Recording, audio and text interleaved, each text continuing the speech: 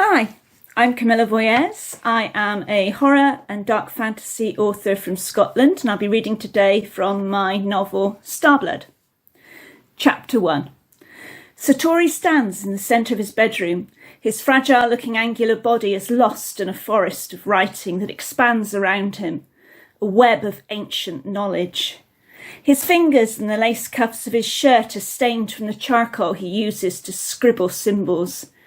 Markings cover every surface, the bare floorboards, ceiling and walls. Even his wardrobe and door are covered in intricate black sigils. He unbuttons his shirt, swearing as he leaves fingerprints on the cotton. After tossing the garment on his bed, he unzips his jeans and forces the denim down his legs to the floor. Standing naked, he smells himself. There is no trace of her scent on his body, and realizing this feels like losing her all over again. He pulls silver rings from his fingers, removes the hoops from his left ear, and the silver stud from his pointed nose. His jewellery jingles like tiny bells as he lets it fall, scattering like distant stars across the midnight duvet. On his pillow, dozens of photographs lie like fallen leaves. Some are intact, but most are torn or defaced. Her face holds his thoughts for a moment, pale, perfect, and framed by a mass of ebony curls. He shakes his head to clear her image. After this is over, he will make her love him again. A wolfish grin grows across his face at the thought of Star on her knees, begging him to take her back. He licks his lips. His face feels hot, his body cold, but despite his impatience, his desire to complete the ritual and achieve his goal, he waits. He sucks air through his nose and collects his thoughts. He must not rush. He must keep control of himself and his desires. He draws the same glyphs on his body, starting with his toes and the soles of his feet, then moving upward with practiced dexterity. Charcoal drags against his skin, which blossoms pink below each mark. The growing tattoo obscures his features, while the tips of his fingers prickle with energy. Although he knows what to say, he reads the passage again, draws 2 circles on the floor, and steps into one of them. With the fingers of his right hand, he traces a pentagram in the air before him and recites the words, pronouncing each syllable with care. "This is my will," he says finally. Lifting a silver dagger above his head, he concentrates.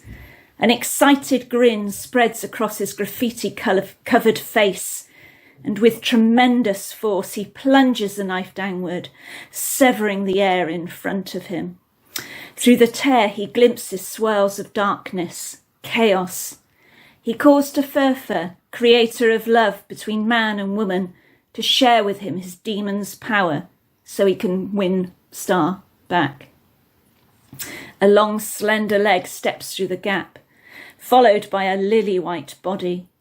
The interloper is female, naked and hairless. "I am Satori," his voice quivers with fear and excitement. He coughs and tries to speak with more authority. "I have brought you." "Brought me? I think not. I saw the door and came to meet the fool who caused it to open."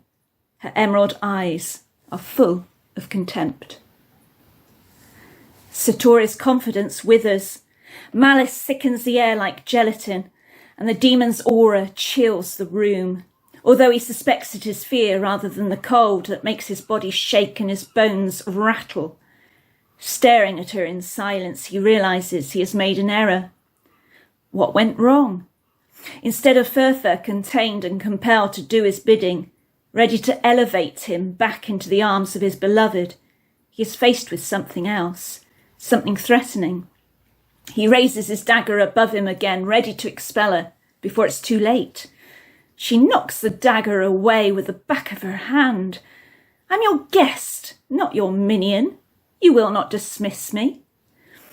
Satori falls to the floor, nursing his wrist. Thousands of drawings swim before his eyes as she steps into view, pale feet smudging his glyphs.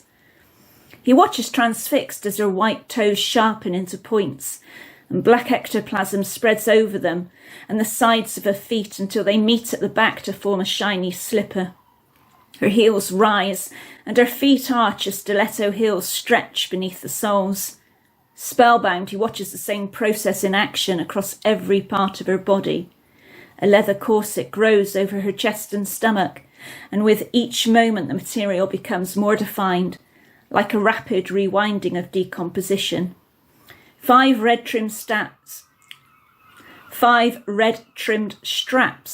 emerge from the black leather, each with a silver buckle at the centre. Lace panties spread over her crotch, obscuring the shock of red hair. Over the underwear, a shiny black miniskirt forms, skimming her thighs. Her face is painted. Her crimson lips match the shade of her luxurious hair. Her closed eyes sprout thick black lashes. Above these, perfect eyebrows arch toward her delicate nose. When she opens her eyes again, Satori's body responds to her beauty. She laughs. I'm not yours, magician. Cold green eyes sweep around the room. Her body flexes and tightens, and a frown creases her forehead and chin. Open the door. Who are you? His voice carries no authority, and he's surprised that she answers. Lilith. She strides towards the door as if she has already forgotten he is there. No, I have to send you back. It's a moot point, but he feels better for making it. He must not let her see his powerlessness. She turns to him. Crouched on the floor, he feels her judgment. He tries to stand, but under the power of her scorn, his lips are like liquid.